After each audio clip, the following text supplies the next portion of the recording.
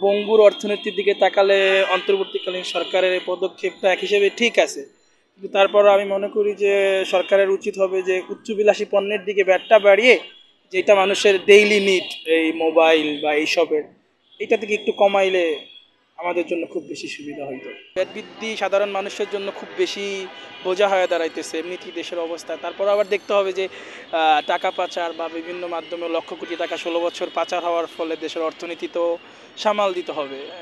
দুইটা মিলিয়ে একটু কষ্ট করতে হবে, কিন্তু তারপরে সরকারের উচিত হবে যে এই যেগুলো আমাদের একদম খুব বেশি প্রয়োজন এগুলার দিকে ব্যাট না বাড়ায় আপনার উচ্চবিলাসী পণ্যগুলোর উপরে ব্যাট বাড়াইলে। নিখোঁজ কবি অভিজিৎ একটা কথা বলছিল, তুমি খাবে দুধ ভাত আর আমরা কি পাথর চিবাতে থাকবো। বাংলাদেশের ব্যাকওয়ার্ডটা ঠিক তেমন হয়েছে।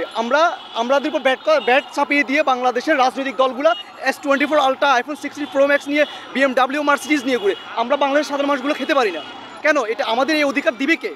এখন বাংলাদেশের মানুষ কি তাহলে কি আমরা কি না খেয়ে মরবো? একটা কথা ছিল না, বাদ দে না হয় মানচিত্র খাবো। বাংলাদেশে কিছুদিন পর আমার মনে হচ্ছে যে সে একটা প্রেক্ষাপট তৈরি হবে, কারণ ব্যাট ট্যাক্স আমাদের উপর যে এটা একটা আমাদের কঠিনভাবে প্রভাব ফেলবে।